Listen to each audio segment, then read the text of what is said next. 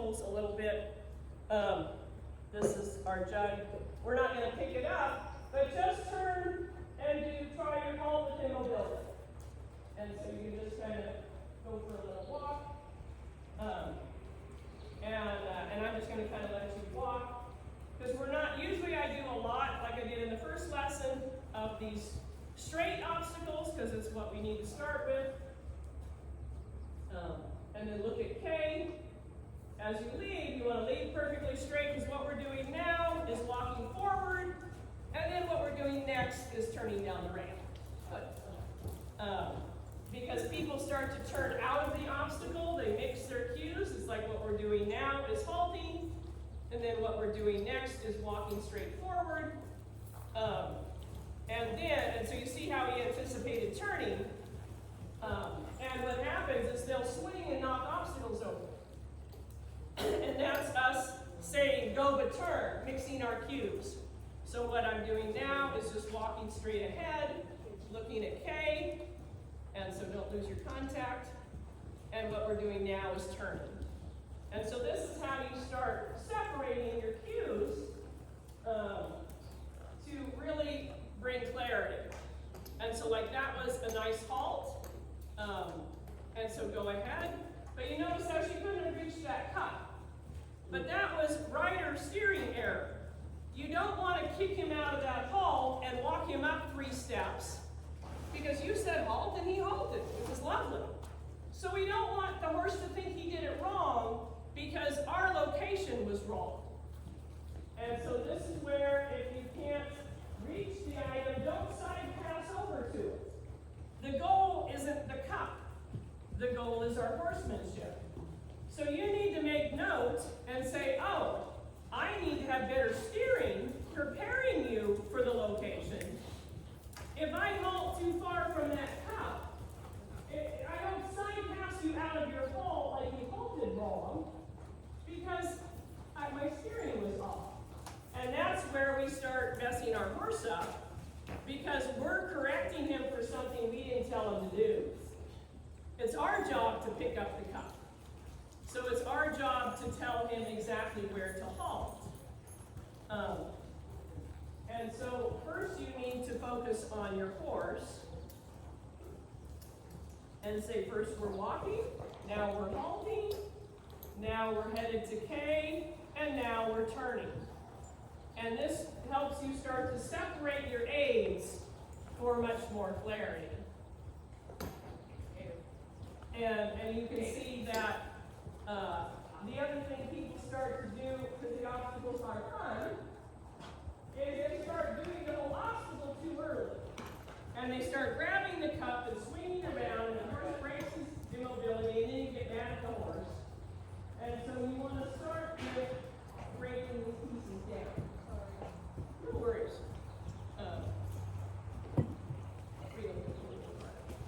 And so you can also do the same thing. Now the next one is just the switch cup. Can I pass this to you? Oh, sure. Thank you. You can practice preparing to halt between those 2 posts. And so the same thing that's nice, you'll see I set a lot of these obstacles up on the wall because we want to help the horse get the concept of what we want without too much pulling and kicking. And so these halt obstacles, good. Let's reverse, and we'll just do the switch cup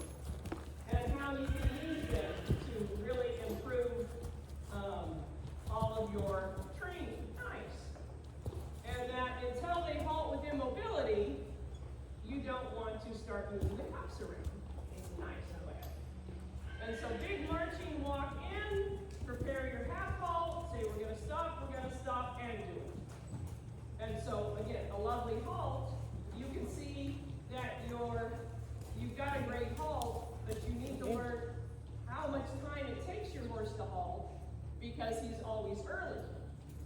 And so he's saying, I halt much prompter than you think I'm going to. And so it's like getting a rental car. How fast does this car go or stop? And so this horse is saying, I'm prompter than you think. She asks the horse to halt every time, and she's always half a stride early. And so his halt age was perfect. It's you learning your training that, I should not be asking you to halt, a half a stride later than I am, so you halt exactly where I want you to. So that horse is saying, I'm prompter than you think. And so again, stay in, so go forward, just go forward. Don't fight, go forward, go. You have to make them want to halt, not just make them want to fight. And so the minute they break their immobility, you need to leave. Because a halt is idling. And so you only halt as long as you've got it. Nice.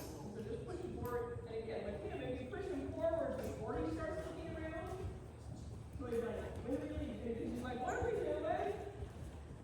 And so to keep him thinking more about the activity, if you really get a phone call, keep that contact, and start thinking the canter part, and this will help all of you. If you're not doing much canter, it really affects your understanding of the halt. Because at L5 through 7, this obstacle is canter, halt, canter.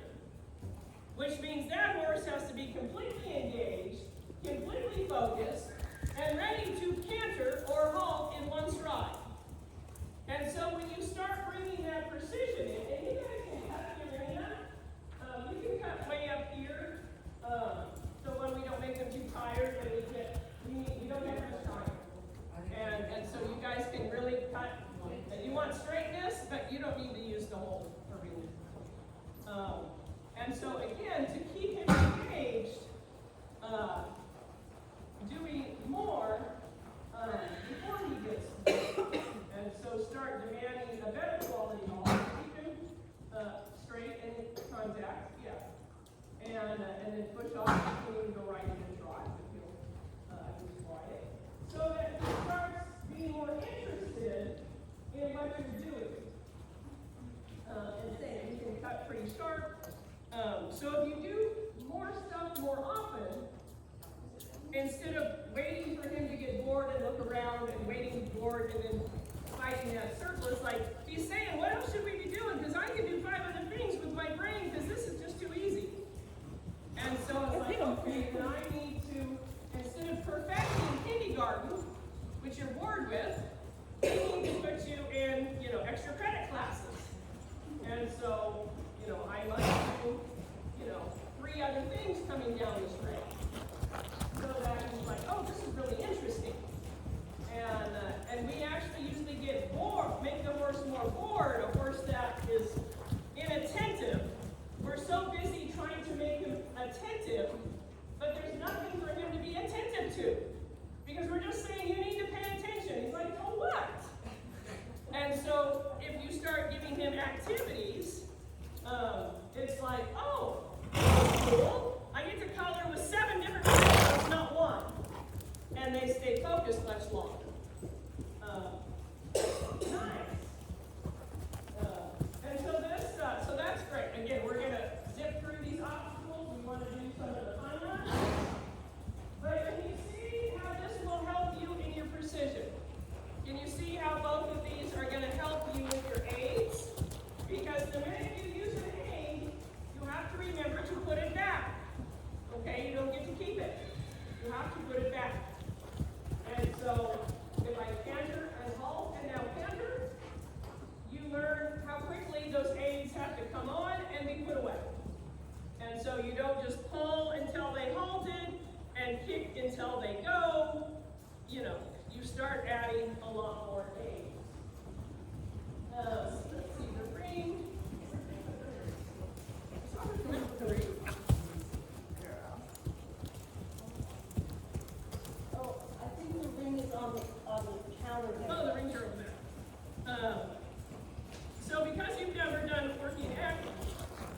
wanted me to have the bull out here because it's the coolest. And then are there any, I know you guys are new, so it's not just working out, but are there any obstacles that you're struggling with, understanding whether working neck or otherwise, or ones you've seen that you'd like to make sure I go over? Again, the goal is very working neck specific, and so is the line stop pin we don't have set up. And then the rounding post, for some reason, is by far the most complicated and dynamic. It's just a serpentine. Again, when you look at some people say serpentine, serpentine. Serpentine, think of Photoshop. You can make it longer this way, you can stretch it this way, you can stretch it any way you want, but it is always half circles and straight lines. It can be 8 meter, 5 meter half circles, 8 meter, 10 meter, or it can be 20 feet apart, 20 meters like in a dressage court, or 5 meters like in this obstacle. So there's always straight lines and half circles. So the Garocha, want to go over that? Because none of you guys have done it. So the Garocha is a tool used in many countries in Europe to herd cattle.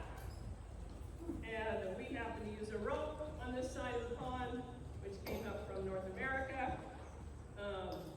There are many kinds of Garochas. Each country does it differently. And so it's not one thing. And some countries have much shorter ones. They use them more like a shepherd's crook. Other countries use them more defensively to keep their horses from getting bored. But it's a tool. And so the idea is you really want to learn how to use it like a tool. And so I see people in the beginning grabbing it and like it's a butterfly net and doing this, which one is not safe and is truly an insult to the tool. Because, at least in Spain, this is used to tip the cattle over. They trip them. It's the same as our bulldogging, if you've seen steer wrestling or bulldogging in the rodeos. But our guys jump off and blow their knees out to take the steer over to doctor in or whatever they have to do. These guys, I think, are much smarter because they tip it over with this and it trips and falls down and they don't blow their knees out. American cowboys. But so the idea of this is practice for that precision to tip them over. Because you have to touch them in a very specific part of their hip so that they trip themselves and fall down. And so just like you've seen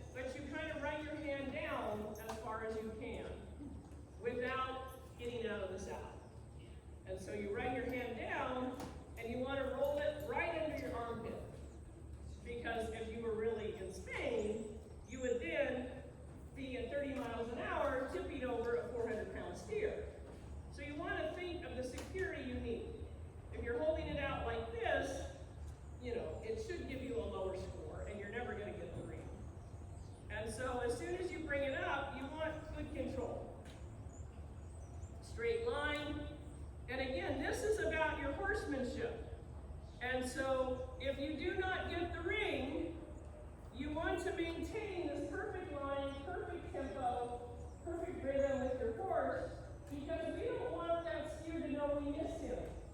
We don't want him to know he was the one we were after.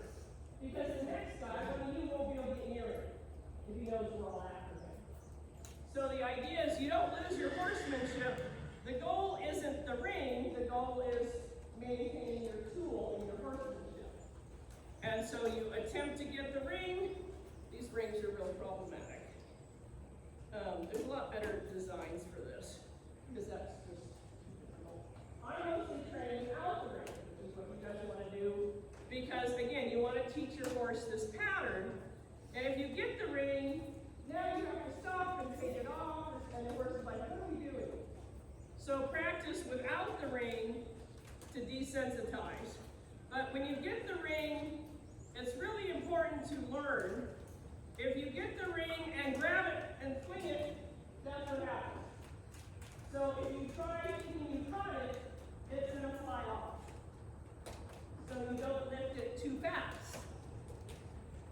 The second too fast doesn't really work with plastic. But if you grab it and do the same thing, it does this, and you can't get a hold of it, and you're now very sure. And then when you put this away, you stay in the barrel, and your horse finishes the course all by himself. And so that is also rather problematic. So you want to learn to not be in a hurry. Critical, you've got to learn to open your thumb. It literally freaks me out when people do it, because it's like what I just showed you. So as you come through, if you just lift this and let it slide under your thumb as you go, then you are golden. And you can slide this down a little bit, you can slide it up, you can put it up on your shoulder, you can do whatever you want because the ring's under your thumb. And then in L1, it's always a straight line. You don't ever have to turn your horse one-handed. We're going to pretend, so they don't pretend like we came from that direction. So as you get your ring, you slide it down over your thumb, and as soon as you want to start preparing for that deposit. So I see you can stay here way too long, and now when you come up here, you kind of get this swing sometimes, and you miss the barrel. Yes, you must always, this is a tool, it has a tip, that's usually a brass tip. Sometimes it has a bigger wood or rubber because the guys stand like this on their horses all day. So there is a top and a bottom. This shows you on this one, pretend top is the black tape. So it must be done correctly. And so as you come, because if you just shove it in that way, when you realize these are all handmade, and that's brass, you don't break your tool. And so as you come up, the sooner you come up and prepare to aim, the smoother it's going to be. Because as you come in the barrel, if you can stop that momentum, it just calmly does that. No, you must keep moving. And so, if you don't prepare and it's still swinging around, and you get it in there, it just bounces right out. And that's where you want. So has anybody desensitized your horse with this? Yeah. Okay. Well, I'll let you go first. You did it, because I would use that. Yeah. Okay. So when do I'm starting? So you're just going to go down there. Yep. And right now, I'm walking. just walk. And again, as I teach the horse the concept of this, when there's a little sensory item like a cup, I'm not going to start and say, oh, by the way, now that you're halted, I'm going to scare you. Now that you're halted, I'm going to scare you. So I kind of take these steps. That's why when I first train, I never say, okay, you're walking really nicely, and now I'm going to grab something and slide it past your ear. And so, I do these things much separately.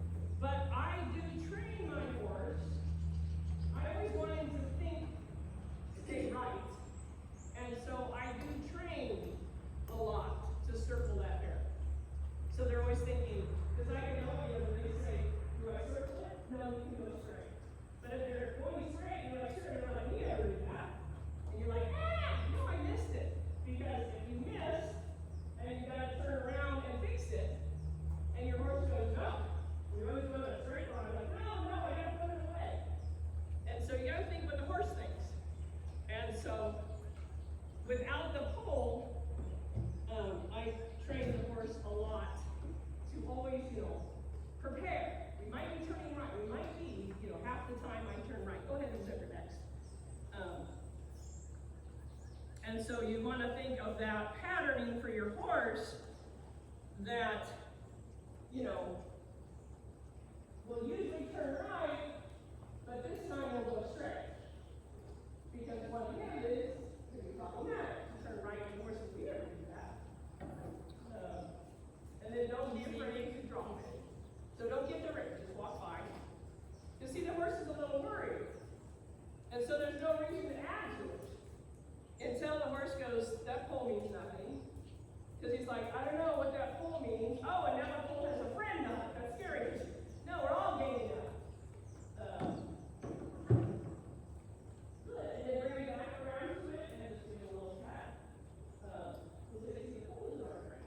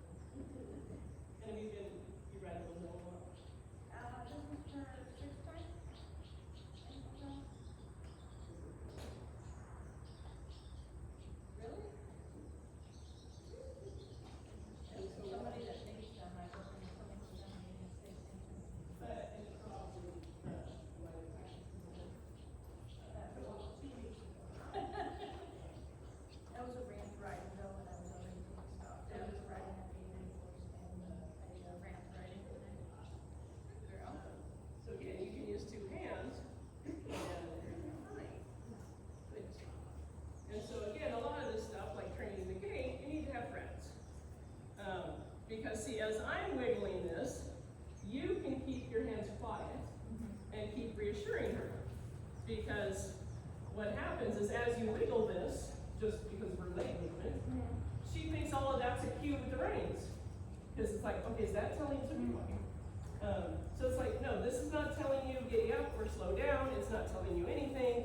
We're just walking there. Now she's like, oh, whatever. Because it's usually the first time she gets weird about it, and then she's fine. Like I have tires, and I can actually put the pole in the tire and just circle. Yeah. So she's, because I did play with the grapple pole, which is really good.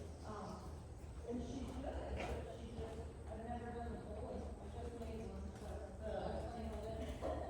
Yeah, and that's where now might be, okay, sometimes I'll do the bowl for a day or two, and then I'll go back, and then I don't want you to hook all these other activities, I want them to happen. And so, if they happen to hook,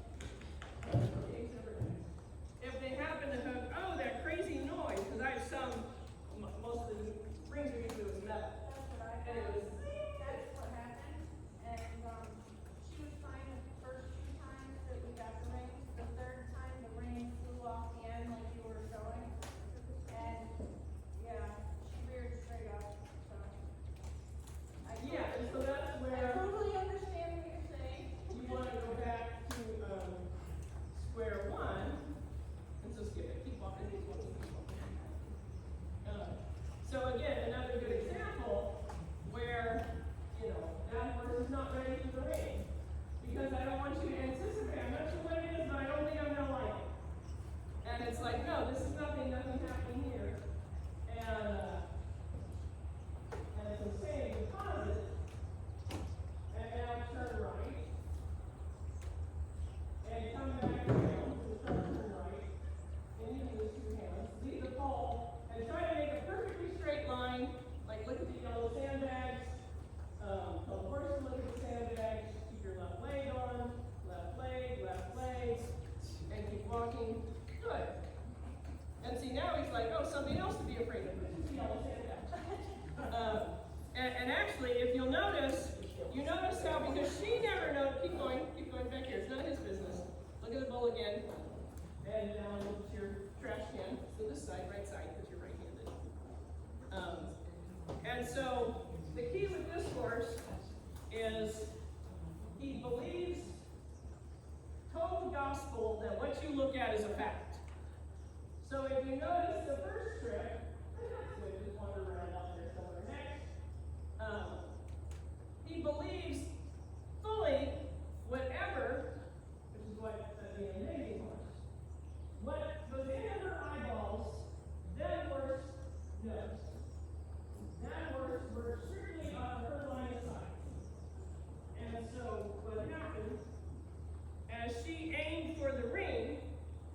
stared at the ring, the horse saw the bull and shied from the bull. The next time I told her to stare at those sandbags, that horse shied at those sandbags that he's gone by for 15 minutes and never looked at the bull. And so I'm just going to go skip it. So again, this horse is saying, that bull's talking to me. And you can tip it up so you're not in his eyesight. Just punch it in the butt. And just calmly walk back. Good. And so this is a good example that when something is talking to your horse, you see all the little jokes about it. If that horse's ears are like this, it is absolutely listening to what this bull has to say. So you have to talk over that bull to communicate. Like, no, listen to me. No, if it's a little kid and mom and dad are fighting. And so as long as the horse is going, listen to what he's saying. No, you listen to me. No, listen to him. No, listen to me. And now you're using your concert voice. And so I am going to stay in my library voice. And so I am going to stay here in my library voice and go, what he has to say is none of our business. And I am going to keep doing it. And if you'd start to watch your horse's ears, you would know when they're not going, what did he say again? When they start going, who's talking to who? I don't care what he has to say. What do you say, Mom? As soon as you get those ears moving, you know that they are not 100% listening to that. Wait, one more. That's what you did.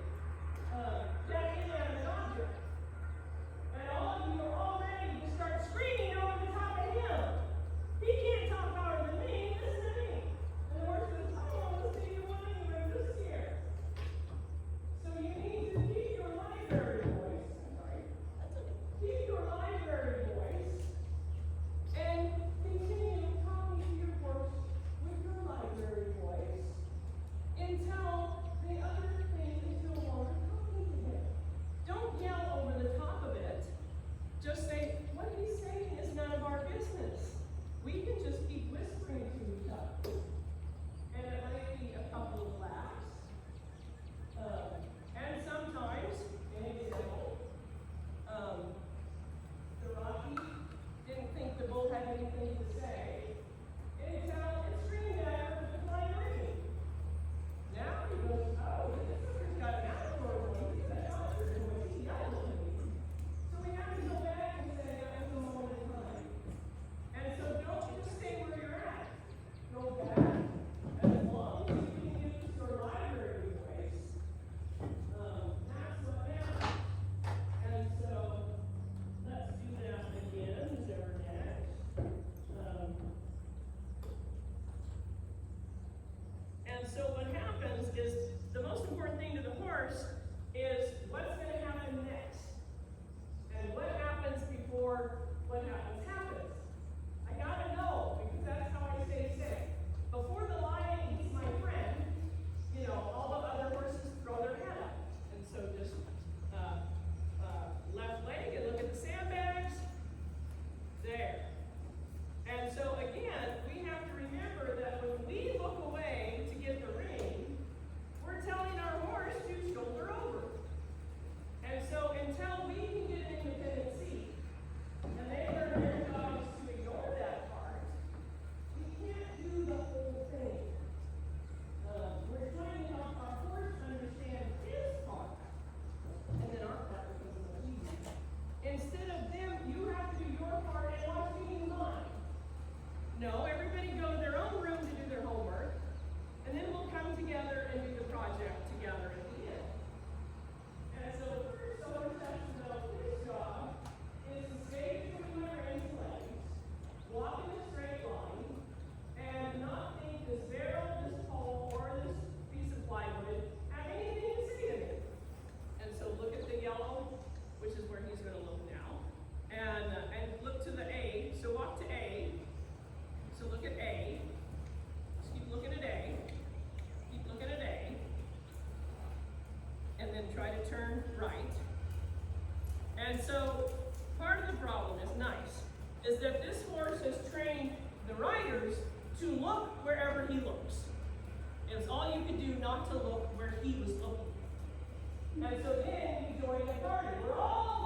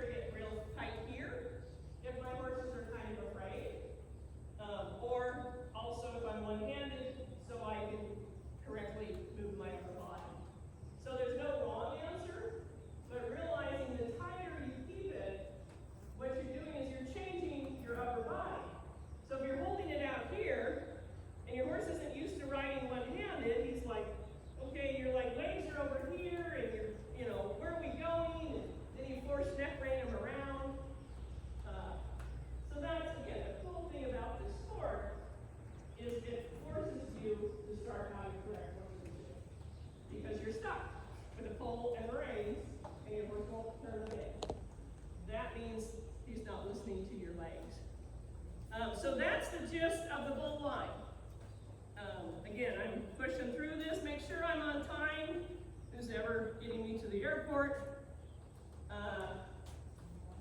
That's the main sensory. What would you like? We have figure eight, we have the double slalom, the gate.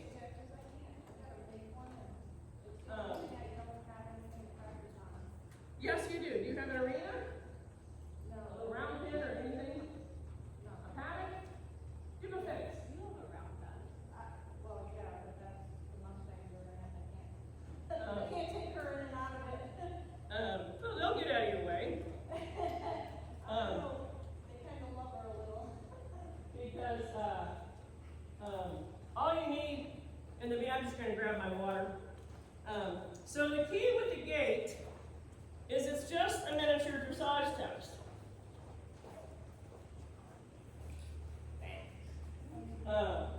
And so people think the gate is some kind of grand thing. So as everyone does a little bit of dressage, I'm sure you do out here, so you have a concept of the words. And so what movements, dressage movements, are needed to open a gate? Side pass. You're gonna need a side pass. Side pass. Turn on the haunches. Turn on the haunches. Turn on the forehand. A rein back. And back. You got back and haul. Oh, yeah. And actually walk. So that is 6 elements of a dressage test. So you're just doing a dressage test in a 10 square meter arena. The main thing with the gate, because everybody headed to the gate, is if doing a gate one-handed is college level, what would high school level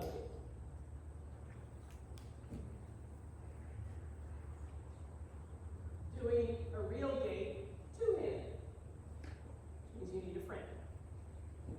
What would the junior high level of training the gate be? If high school is a real gate two-handed, Having a remote.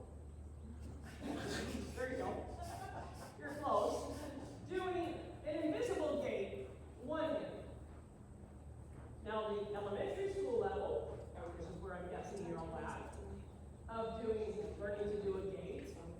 A step down from an invisible one-handed gate would be an invisible two-handed gate. Because you have to make sure your horse does those 6 dressage moves before you ever have something in your way. And so you do not need a gate to fully train a gate, except for the sensory part of the closeness of a solid object, which you can do easily, like off this wall. And so you can, if you can't do all those movements out here perfectly, don't go near that gate. And so we will, on behalf of our couple of auditors, let's just kind of come hang out over here. And so if you all face me, just kind of line up right in there.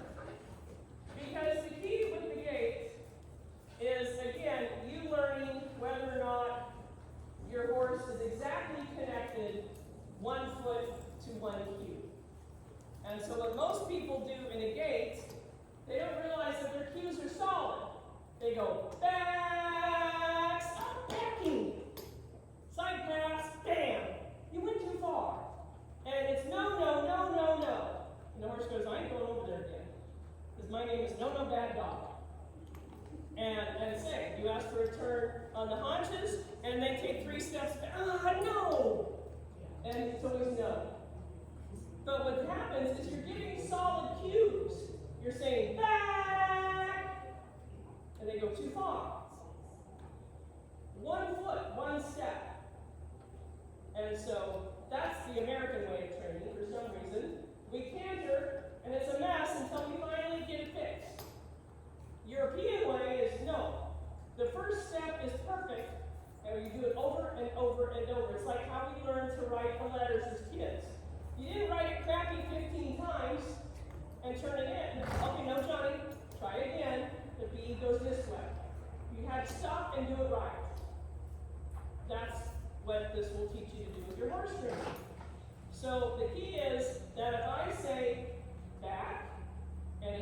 braids. It's shampoo, back, repeat, repeat, repeat.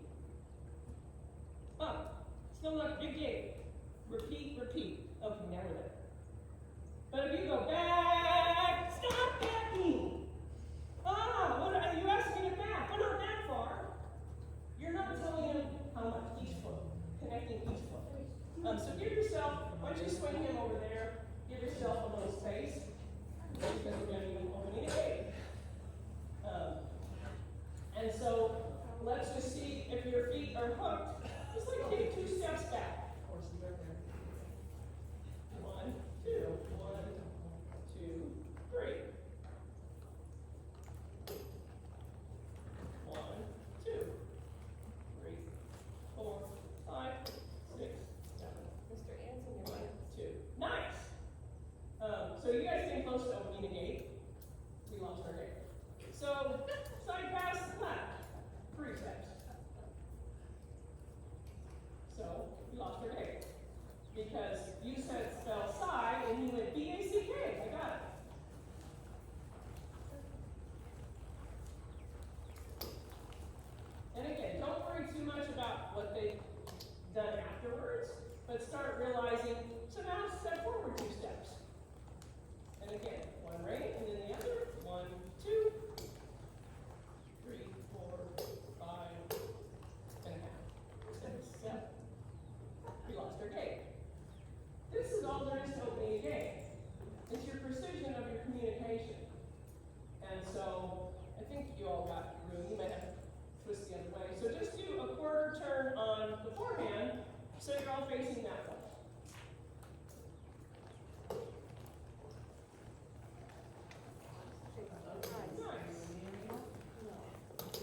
And so nice. So nobody really walk forward.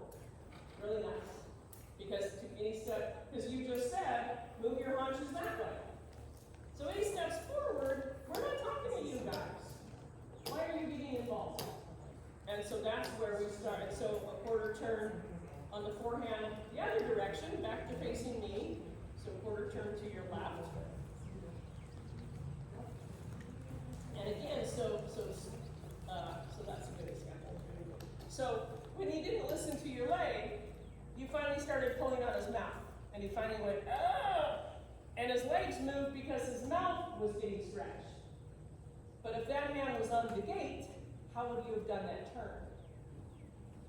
And so we'll use him as an example. Bring him out here. And so this is where you don't realize that what we do is we punish their mouth when they didn't listen to our leg. And that's what's a turnaround.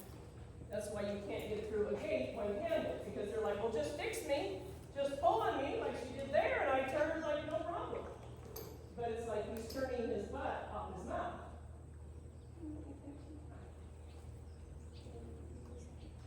So just drop your reins. And so we're just gonna, in a perfect world, how, your library voice, we're just gonna Chinese water. Don't push. Don't worry about what happens. Okay, stop. So what is his answer to move to the right? Forward, forward, forward. 5 steps forward, and then he got pissed, because I'm in his way. So when you said, can you spell right? Starts with an R. He went F-O-R. And so we'll try it again. Stop, stop, stop.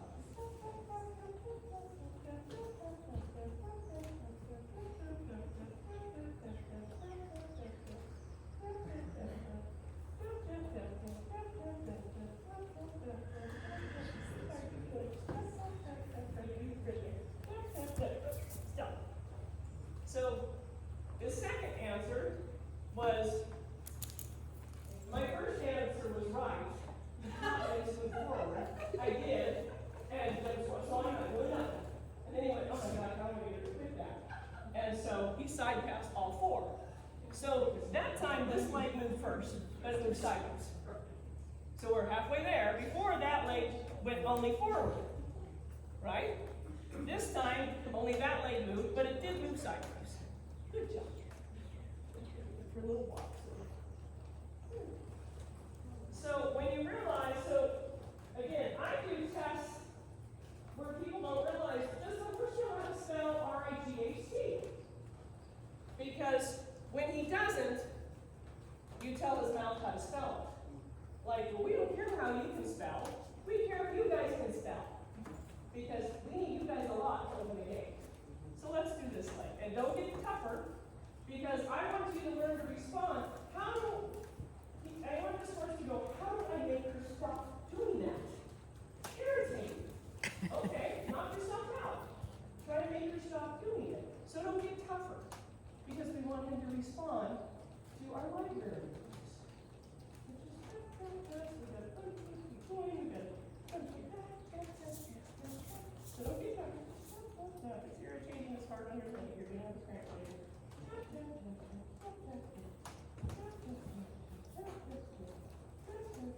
And there we go.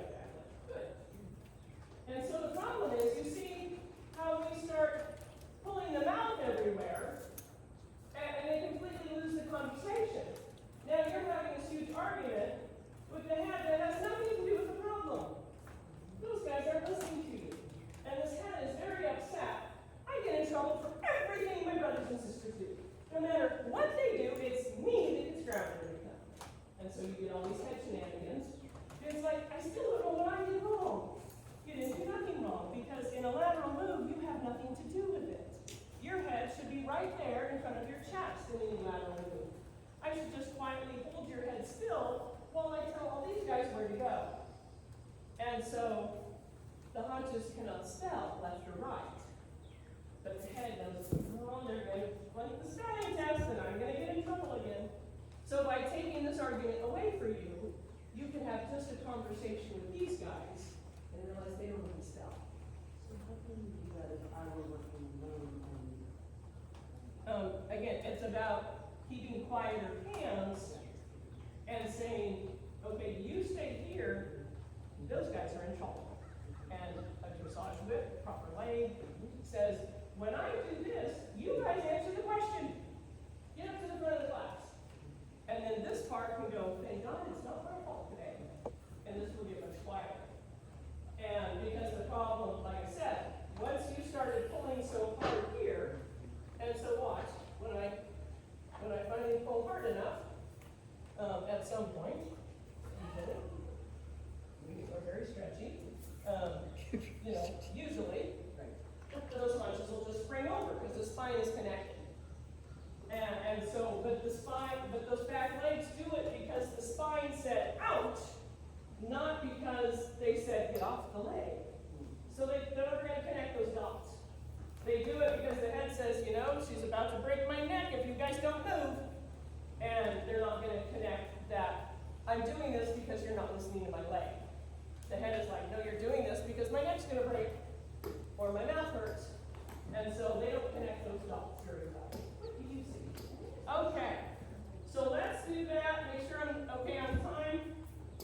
How are we doing, Bree? Yeah, you're good. And so we're going to cut some corners.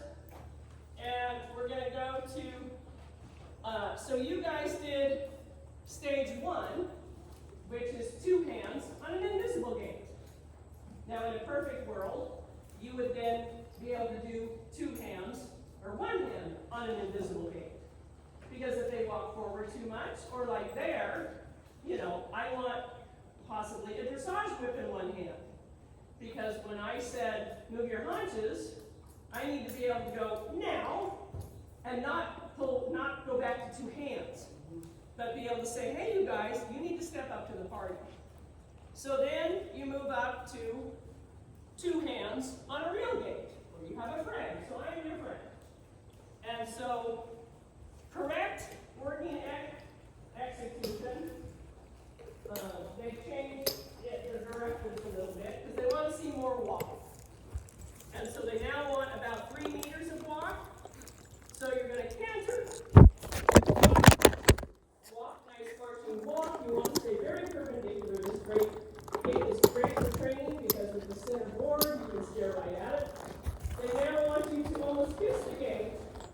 Turn on the forehand. So it's no longer kind what I call the swoopy leg yield.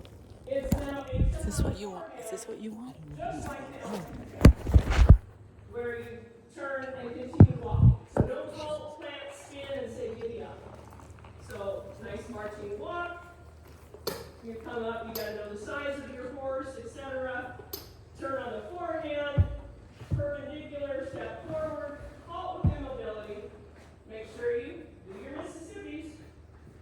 Open the gates.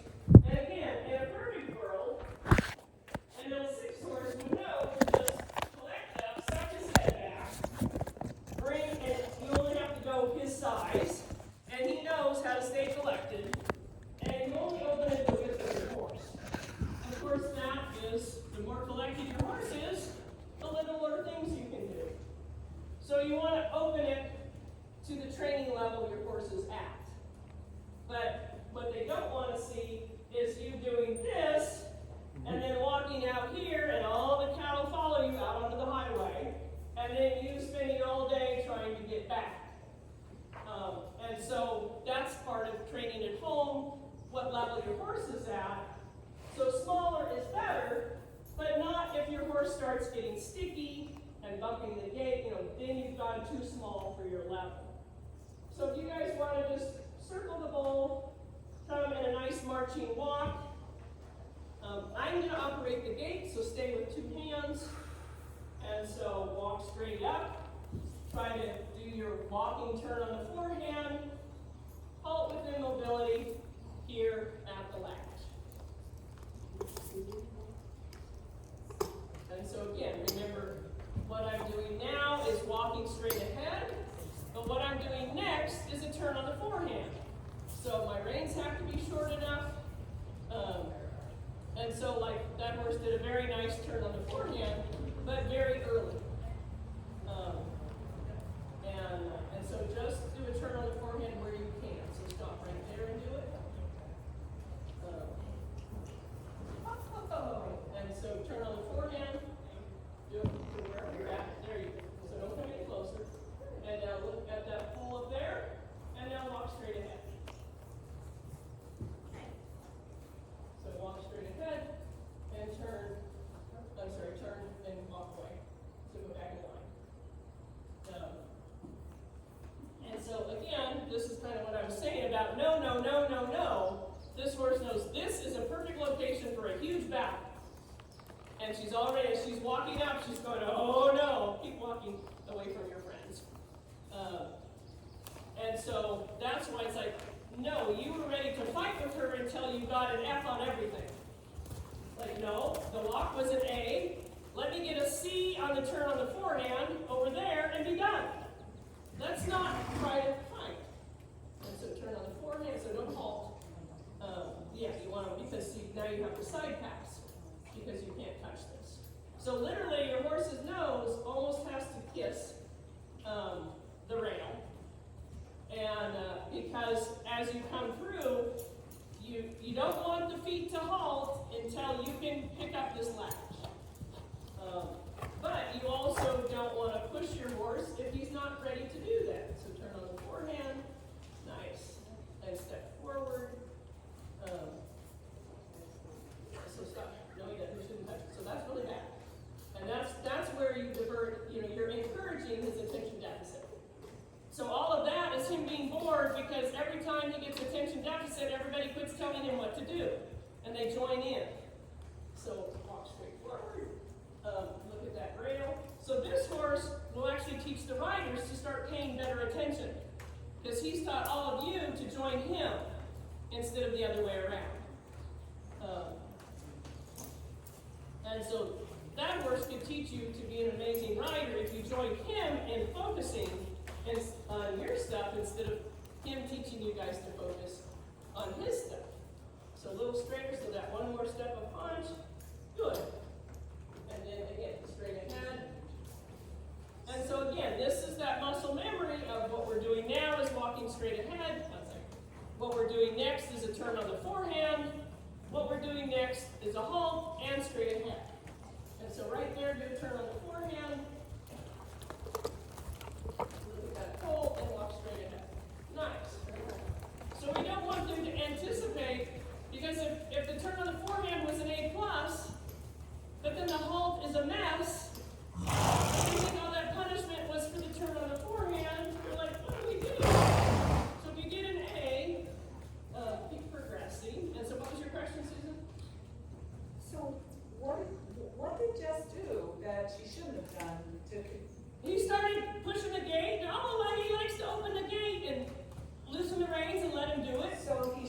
been Oh, told. he needs to be staring at that post. So what should she have done? She should have kept doing what she was doing. Focused on halting, focused on stepping forward to be able to grab the gate, focused on what we're doing, which is opening the gate. But the minute he started, oh, he likes to, he's learned that you guys release and let him look around, and so start asking nice. And now step back, we're just going to do a little more, because that was real nice. And now just turn and walk straight through, and again, find a little like F, look at F. And so also helping this horse by always looking up, because he just gets inside of himself and starts having a party. And so there, squeezing through here, she was looking straight down at him instead of like an F. That's where we're going next. So he is a perfect example of what I call a Rolodex. And luckily everyone here is old enough. And so you can step forward. Just try not to go sideways. And so now, when we go through here, try not to put your hands into one ring. And so think more about just using that leg to bring the shoulder over. And so you see how he only works off your mouth, his mouth. That's fine. And so I'll show another exercise. And so what it is, put that energy into a more perfect turn on the forehand, a more perfect halt. Expect him to treat him like a Grand Prix horse instead of, a problem child. And so, I ride, and that's why I ride early horses good, one-handed, because I ride my horse from day one like it's a Grand Prix horse. And then I come down to where he actually does something. I don't say you're a little better than yesterday. You're a little better than yesterday, because now your horse is 16 and he's an L2. Because he's a little better than yesterday. If you treat him like he's a finished Grand Prix horse, he will be there in no time. And so demand more precision, better quality. So he has to stay focused, like, oh, I should put my foot here. Oh, you want it up an inch? Back in. Okay, there it is. Instead of going, oh, that's pretty close, and hey, look at the swirl, and let's go do something else. And so demand, treat him like he's an L6 horse. And so step nice. And so 2 steps back, and now 2 steps this way. So don't let him come through, just follow the skate. 2 steps this way, too much, put his arms in the back. And so as you move up, you always want to stay parallel to the skate. So try to get arms back over. So again, same problem as the bay horse foot. And so look at this opening, so look at your opening here. And so keep looking there. It's funny, the minute she looks up, you see both of his ears come up? The minute, and she looked up for a second, and both of his ears came up for a second. If you never look down, this horse will go anywhere you point him. But when you have horses that act like that, we get scared and we get to staring at them, so we're ready for when they're going to spook or something. But then they never go forward. And so same, try staying 2 hands. And so try just bringing the shoulder over first. You can stay in 2, but don't pull this rein. Just hold the head. And notice the wrong leg. Oh, I was going to have you bring the shoulder over. That's fine.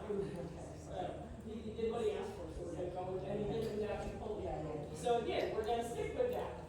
And so confusion on our part should never be punished, because he worked off your leg real nice. So we're okay, yeah, that, I asked the wrong question, but you answered it with an A, so it's an A. And so you need to go with that. And so here, just walk right up through him. It's like, really? I don't know. Yeah. She's like, wait, that was easy. Yeah. And so, see, we need to show that you're in charge of this gate, and that it's not a place for a fight. Come on up closer, guys, so we can do a lot more. And it's good just for your horses to, even watch other horses and see the gate swinging and see that horse live.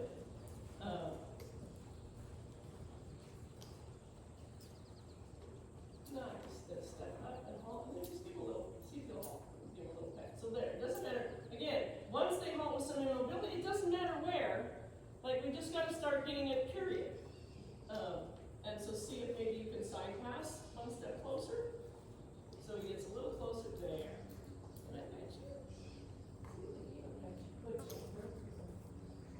And so you barely need to just move the shoulders over. And so just move your shoulders over and he's like, see, you did that all by yourself. It's like that gate, I just like made that gate, I willed that gate open. And so you see how that gains their confidence instead of us banging them with it for 2 weeks, trying to do it alone.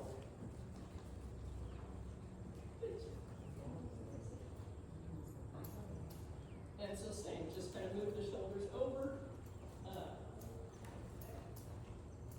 And so just try to go down, move the knee. There.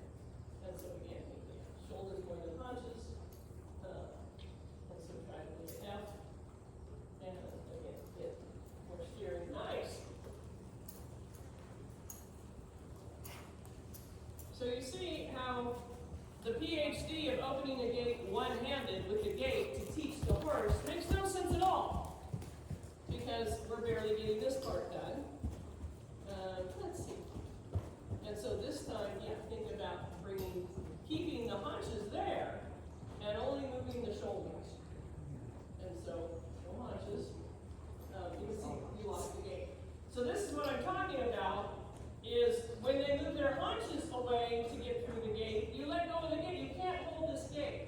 So let's move the haunches back this time. So try to move the haunches back. And for now, like, put your whip in the other hand. So the other thing is, the horse is going to want to move into the whip. And so put the haunches back. So you're straight again. Because you guys understand what I'm saying, right? That if you don't do a turn on the haunches, if the haunches don't stay next to this gate, you've lost the gate. And so right now, you have to only think about a turn on the haunches. I need your shoulders, and he'll move his nose. He's not gonna, you don't have to pull back so that he can see it, he won't hit his nose. Say, I need you to do this, and now you do it. So don't pull back by trying to move their head over the pipes. That's their job. And so focus on, so come up closer again. And again, use whatever, and so 2 hands forward. And now side pass. And so this is the critical foot. And so now you need to take 1 step back. But you have to focus on, I have to keep your haunches right there next to this gate. And so just turn the forehand. Keep your left leg back, say haunches, nice, nice. And now walk through. Nice. So you see the difference. She has to use a lot of back left leg, saying haunches, don't blow over there.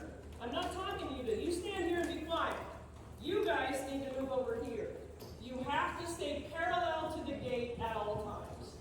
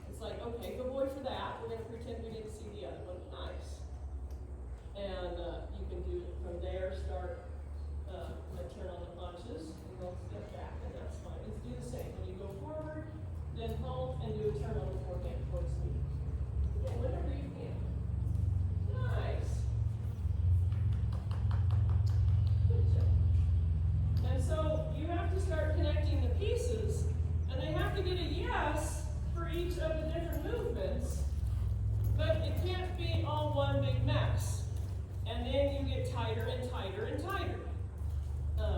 But this is about one step of turn on the haunches, yes. One step back, yes. One step over here, yes. And so you need the space to do it and give them a yes. And you're still yelling no for backing up, and then you're giving them a cue to turn on the haunches, and they're like, I'm not supposed to do that, you're mad for that. And all your cues all get mixed together. Nice. So does that give everybody a good introduction to the gate? How much time do we have? What time do you want to leave at 1:30? At the latest, yeah. Cool. We did a lot done. It's by the gate. Nice. So is that helping you guys? That was great. What else would you want? Are there obstacles or anything of any specific? Because I am a. For me, the difficult is the certainty, right, through the, slalom course. Yes, so then I'm gonna work on a double slalom and one, did Beth go? Good girl. So Bree's still here because I like also when other instructors can see. So the difficult part with the slalom, for me the slalom is absolutely the most dynamic obstacle. And I will say in my defense, as well as others, what happens is this is so dynamic that pretty much in my training, it changes every 6 months. And so when people go to a clinic and learn how to do it, that instructor taught you how to do it with the information they know and the level you and your horse are at. And then a year or two later, some other clinician comes and says something completely different. And you're like, that's not at all how I was taught to do it, I was taught all wrong. And it's like, no, either that's all that trainer knew, what level they've written. If they've written to L7, they know how to teach each level. And also where you were at with your horse. So this changes every 6 months. And so how you learn it today is like where you guys are at today. So the key with the slalom, it's a serpentine. In dressage, a serpentine is half circles and connected by straight lines.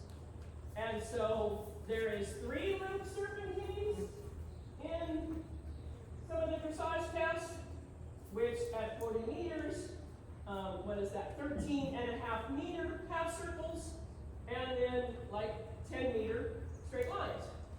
At some levels, they're 4 loop serpentines. So those are 10 meter half circles with 10 meter straight lines. So think Photoshop. I can stretch the serpentine this way or lengthwise. The problem I find is this particular serpentine is designed for flying change right here. Flying change happens in one stride, right? If you are doing a simple change, you need to add 1 stride of walk. If you are doing a trot change, you need to add 3 strides of trot. You need to go that way to make it bigger, not start angling. And so everybody teaches this ribbon candy thing. And all you'll never get a flying change. And if this obstacle has half circles and straight lines, and you're never doing a straight line, I can't judge half the obstacle. You're getting a 5. And so, I'll turn that here so you can watch. Part of the problem is that is understanding what I call knowns and unknowns. So in dressage tests, you have knowns, which are the wall and the letters, and you have unknown letters out here like X. But you learn to find this unknown by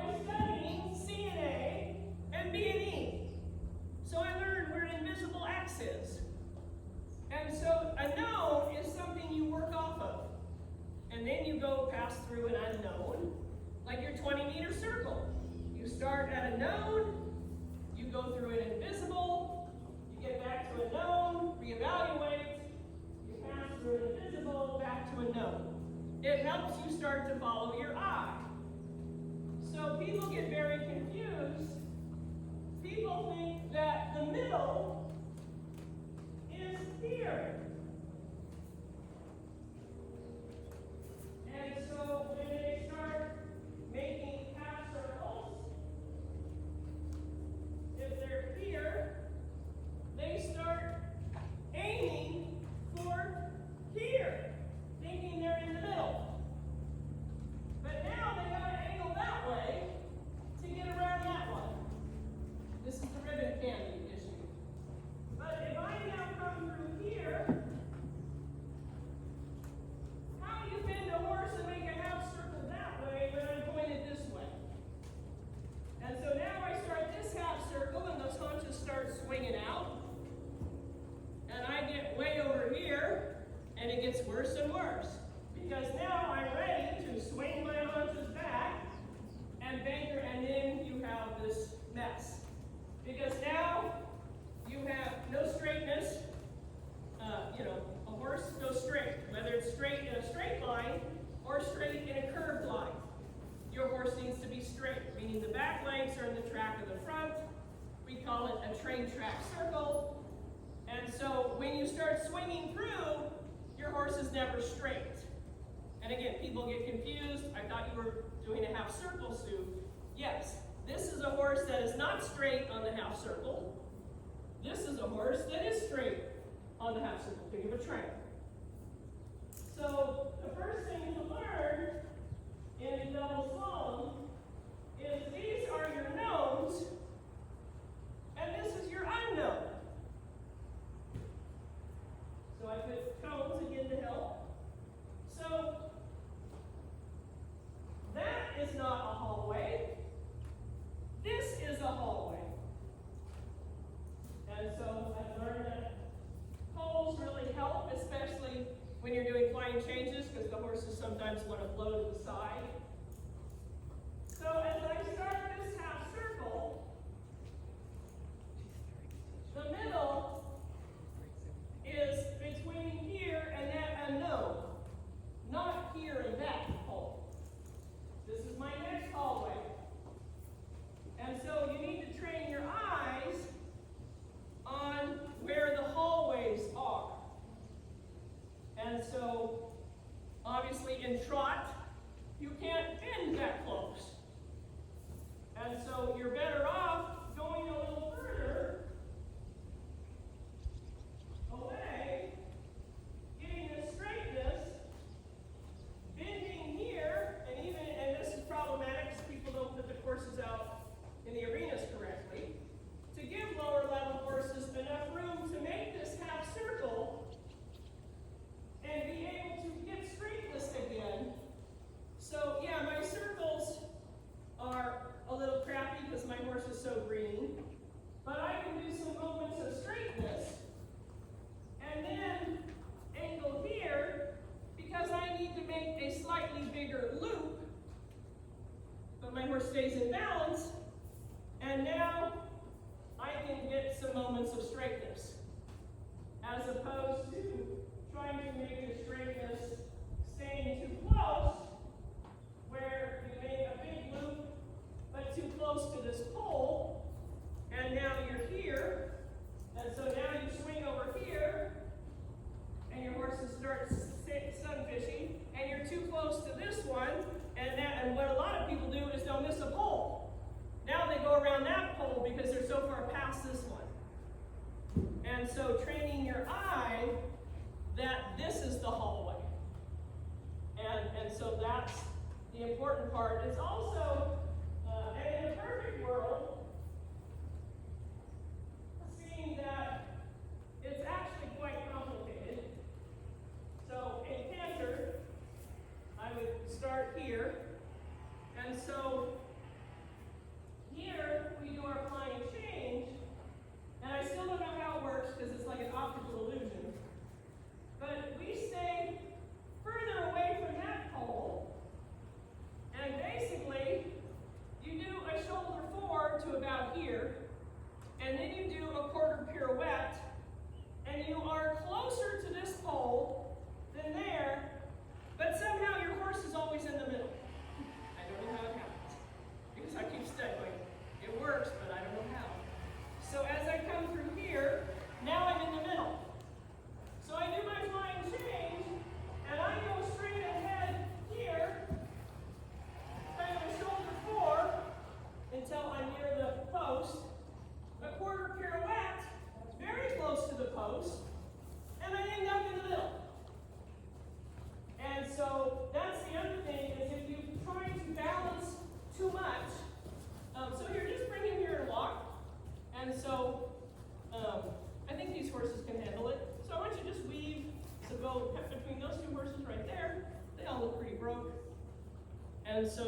go behind the Rocky Mountain horse and work on your bend. And so, yeah, look further away. And so work on your bend. And so come through here and just try to make a perfect figure eight around that one horse and those two horses. And so bend.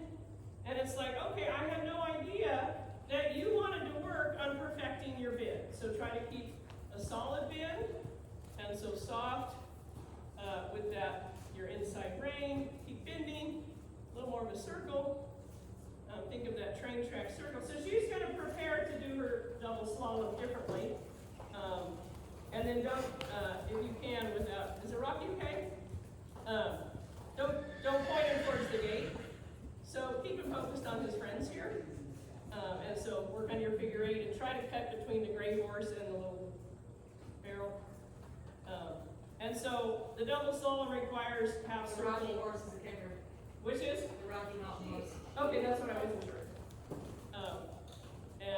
And so this is good for the Rocky also. And so again, head for the drum, and bend there, so you're close but out of range of the Rocky, because the Rocky needs to also learn not to kick. And so she's going to work on her serpentine half circles, while the rest of us just talk about our serpentine half circles, because he said he'd really like to just do it now. And that is good, because now he will do it better than everybody else, because she has all this extra time to train him. And so he said, I want to do it perfectly, and so if we can get after this and practice, I will do it much prettier. Or we can just keep pissing each other off. And what? Okay, I didn't hear it, you don't hear it. So again, calmly back to walk. And so work harder on perfecting the bend in this figure eight. So you immediately stopped doing the exercise. You immediately started trying to make him go straight, so you could argue about not trotting. And so, again, for him to learn that, by over-bending, he has to stretch one side of his neck, and then stretch the other, and stretch the other, and guess what? Stretching relaxes us. And so if we really made him overbend from head to tail, he would have to think so much about which side do I stretch, which side don't I stretch, where do I bend, which foot do I not step on the other foot. He would be way too busy to even know there was a chainsaw, because I didn't know, because I tune all that out when I'm training horses, because it's none of my business. Unless I'm paying for the firewood, I don't really care. And so this is very dynamic in that respect, that as you go, and it's very dynamic even within the level you're at, because as you learn your horse and you get more engagement and collection, whatever words you want to use, it gets tighter and tighter. And then, as you get ready for the next level, it's like, crap, I was like perfect, like 10, and now I can't, because you have to add a different change or a different gait. And so, where you can start to get your trot tighter, but not very tight, because horses can't bend in trot. So when you go to canter, at first it's much bigger because you're going faster, and you're like, oh, this is all happening too fast, and you need more time. But then you realize the horse can canter much slower. So now 6 months later, it's really tight. You're like, I've got this nailed. And then the next year you have to do a different change, and you need more space. And so it's like, crap. And so this is dynamic. Go with it. The idea is perfect bending, perfect straight lines, and even if it's not a great score, the judge doesn't know where you are in your training of your horse. It might be the first time in your life you trotted a double slalom. It might be huge. But again, make it big this way, not by trying to make it wider when the poles are there. So we're going to walk the whole thing at first. Why don't we just go on a trail ride? And so go ahead and walk around past the bowl and just be, a couple feet, a couple of legs apart. And so the end of this, and so Becky can start. And so again, you want to start your first quarter circle or half circle. It tells you your geometry. And so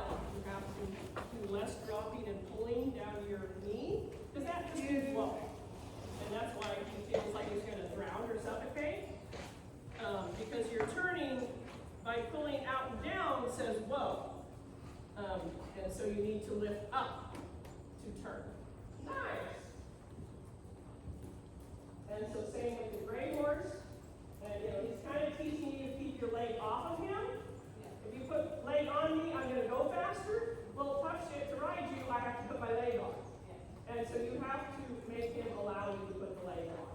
Because he's not bending, because when you apply inside leg, he says, no, but I'm just gonna go faster. And so it's like, okay, well, we're gonna kind of ignore right now, today only, that you want to go faster because you are confused, just like we did with the other horses. You think one leg, which to me means bend, you've learned it means go faster. Only two legs mean go faster. And so I have to keep applying one leg and say, no, that doesn't mean go faster. And Do you want to do this in one hand or two hands? no, you would always do this with two hands, because it's two hands till master's life. And you would never do this like with the garrocha pole or anything at any level. They don't make you do that. I don't think I've seen you do that.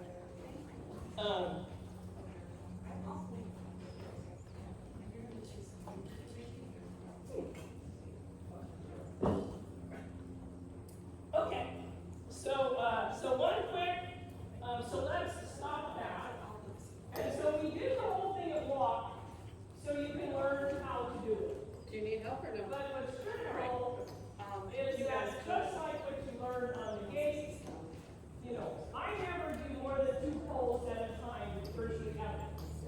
And so again, you're just flopping around like a fish when you get to the end of it.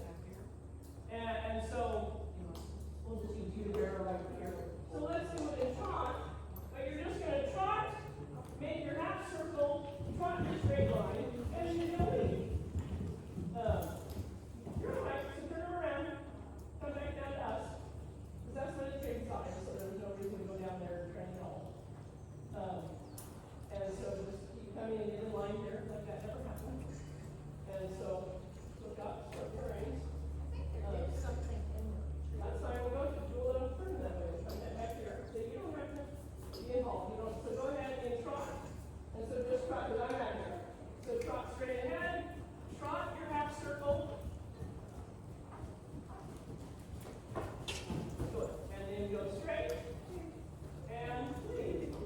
And so go ahead and trot, do your half circle, you're already in trot, turn the right, turn right, turn right, turn right. You're on the right. Go ahead. And so come this way, bring Bucky over here.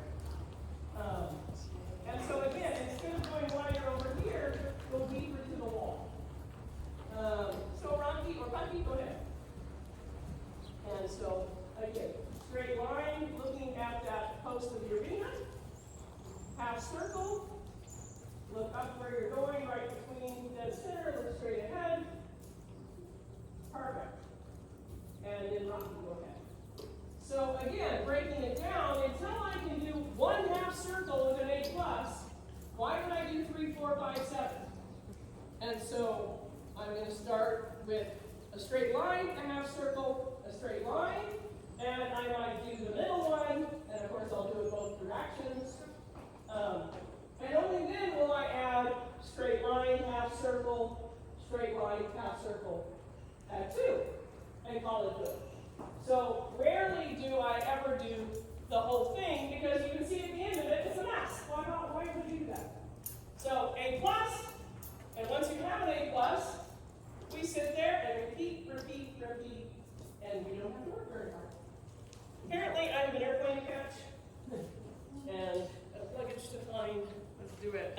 So usually I have a nice goodbye and all kinds of closing stuff, but I do not today. And so I apologize to leave you all abandoned. Thanks. But I hope you understand. Thank you. Okay, bye everyone. Thank you. Have a safe trip. Safe travels. Thanks. Bye guys. I got a driver. Okay. Yeah, I guess it is a chainsaw. You want lunch lined up? He's on that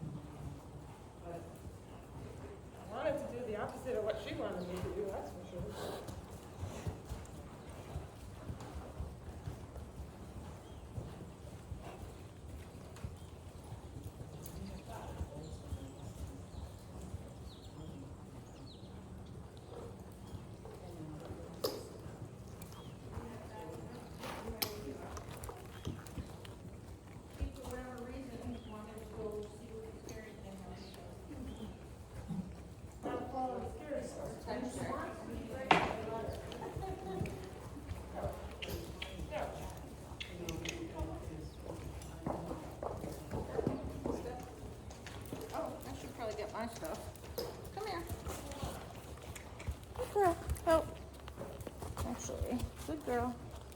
Good.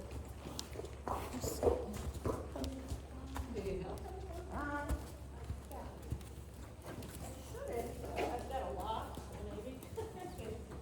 Which one is it? Yes, no, I've got. Got this. Is there?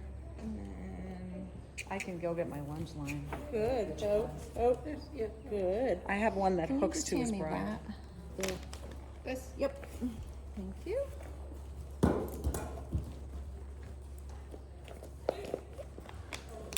And the camera, the phone thing, yeah, with all that. Awesome, thank you.